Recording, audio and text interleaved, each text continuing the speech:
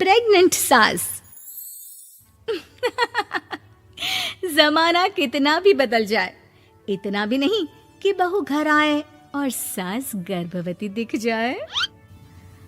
देखो मीरा, माँ का पूरा ख्याल रखना है, उनसे अब काम नहीं होता है। क्यों, क्या हो गया है? तुम्हारी माँ तो हट्टी कट्टी दिख रही है, पूरी शादी में घोड़ी की तरह नाची है, अब क्यों काम नहीं होता उनसे? वो माँ प्रेग्नेंट है ना, बच्चा होने वाला है। मैं कभी भी भाई बन जाऊंगा इस साल के अंत तक। क्या बोल रहे हो? वो सर पर हाथ रखकर बैठ जाती है। यार, पहले क्यों नहीं बताया? कैसा मजाक है ये? झूठ बोल रहे हो ना? हाँ, झूठ बोल रहे हो ना? तभी ससुर की आवाज आती है। बहू, पानी गरम कर दे, तेरी सास को दवाई देनी है। समय पर दवाई ना दी तो परेशानी हो जाएगी। और हाँ, जरा काजू पीस कर दूध में मिलाकर ले आना। तेरी सास खुद से तो अपनी संभाल करेगी नहीं। हे भगवान, ये मैं क्या सुन रही हूँ? ये ससुर जी को क्या हो गया है? मैं क्या सोच कर आई थी? हाय रे, मैं तो किसी को मुंह भी नहीं दिखा पाऊंगी। अब ये रोना धोना बाद में करना, पहले गर्म पानी कर दो, माँ को दवाई देनी होगी। और हाँ, रात को माँ के पैरों में तेल लगा देना। बहू को गुस्सा आ जाता है, वो बड़बड़ करती किचन में जाती है जहाँ उसका ससुर खड़ा होता है। एक बड़ी जिम्मेदारी है हम सबके सर ऊपर। इस उम्र में माँ बनना खतरे से खाली नहीं होता। हाँ हाँ पता है, तो क्यों बन गई माँ? अरे खतरे से कम नहीं है तो क्या जरूरत थी लल्ला पैदा करने की? कैसी बात कर रही हो बहू? क्या तुम खुश नहीं कि घर में एक नया मेहमान आएगा, छोटे छोटे पैरों से पूरे घर में घूमेगा? पिताजी, ये हाथ जोड़े आपके, आप यहाँ से जाओ। ये शायरी बाद में बताना, अभी मैं पानी गरम करके थर्मस में दे देती हूँ। सारा दिन पिलाते रहो गरम पानी। और हाँ, ये बच्चे की बात बार बार मुझसे कोई नहीं करेगा। बहू का पारा अब चढ़ा ही रहता था। वो काम तो सारा करती, लेकिन किलस किलस कर। मीरा सारे काम से फुर्सत पाकर बैठी होती है कि माँ का फोन आ जाता है। बेटा, बहुत बड़ी जिम्मेदारी है तेरे सर पर, अच्छे से निभाना। ससुराल में हर किसी को खुश रखना वैसे तो मुश्किल है, लेकिन भगवान ही हिम्मत देता है बहू को हर कुछ सहकर सबको खुश रखने की। क्या बड़बड़ किए जा रही हो माँ? जानती भी हो कि यहाँ क्या चल रहा है? मेरी सास, अरे तेरी सास तो देवी है देवी। कितने खुश हो रहे थे सारे तेरी सूरत देख देख कर। पता नहीं जैसे बहू नहीं कोई मन मांगी मुराद मिल गई हो उन लोगों को। अरे बात तो पूरी सुनो। मन मांगी मुराद तो पूरी हुई है। अरे मेरी सास को बच्चा होने वाला है, प्रेग्नेंट है वो। क्या बकवास कर रही है मीरा? ये बात किसी को कहना मत। मुझे तो बता दिया, लेकिन अब अपनी जबान सिल ले। कहाँ है तेरी सास? बात तो करा मेरी। पूछू जरा, पोता पोती खिलाने की उम्र में खुद का बच्चा खिलाने का शौक कहाँ से आ गया?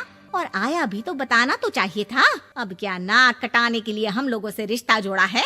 रुक, तेरे पापा से बात करती हूँ। मीरा फोन रखकर लेट जाती है। वो एक सपना देखती है कि उसकी गोद में एक बच्चा खेल रहा है। भाभी की गोद में कितना खुश दिख रहा है ना, लग ही नहीं रहा कि भाभी है। मैं तेरे लिए क्या लाया हूँ, सोने की बालियाँ। तेरी शादी में तो मैं बुढ़ा हो जाऊंगा ना। अरे कैसी बात कर रहा है बेटा, इसकी जिम्मेदारी तो तू ही लेगा। हम लोगों का तो कोई भरोसा नहीं, कब ऊपर वाला उठा ले। बहू को सास को देख देख कर गुस्सा आ रहा था। तभी वहाँ पड़ोसन आ जाती है। अरे बहू, तुझसे तो पूछने से भी डर लगता है कि कब खुशखबरी सुना रही है। अब तो अपनी 1 महीने की ननद की ही जिम्मेदारी संभाल ले, बहुत है। अपने जेवर भी रख देना और पैसे भी जमा करना शुरू कर दे। वो बात आगे बढ़ाती उससे पहले ही बहू जोर से चिल्लाकर उठ जाती है। नहीं नहीं नहीं नहीं, मैं अपने जेवर किसी को नहीं दूंगी। अरे कौन ले रहा है तुम्हारे जेवर? तुम औरतें भी ना सपने में भी जेवर ही संभालती रहती हो। मैंने जो सपना देखा है ना, सुनोगे तो होश उड़ जाएंगे। अच्छा, तुम अपना सपना बाद में बताना, पहले मेरा सुनो। कल मैंने इतना अच्छा सपना देखा, इतना अच्छा सपना देखा कि अगर वो पूरा हो जाता है ना तो मैं तुम्हारे लिए रानी हार बनवा दूंगा। बहू अब सारे गम भूलकर पति का सपना सुनने में लग जाती है। अरे क्या सपना था, बताइए ना। बोलिए भी तो, क्या सपना है? मैं पूरा कर दूंगी अगर बात रानी हार की है तो। बोलिए बोलिए। मैंने रात को सपना देखा कि माँ को बेटी हुई है और मुझे बहन। सच्ची, इस घर में बेटी हो जाए तो मैं तो झूम ही उठूं। मीरा का मुंह बन जाता है। वो चुप हो जाती है और सपने की बात याद करती है कि बेटी हुई तो उसे ही अपने गहने उसे देने होंगे। फिर तो रानी हार की जरूरत पड़ेगी ही। भाई लड़की बड़ी होगी, उसकी शादी होगी तो जेवर तो चढ़ाने ही होंगे ना, कहाँ से आएंगे वो? कितने समझदार हो तुम मीरा।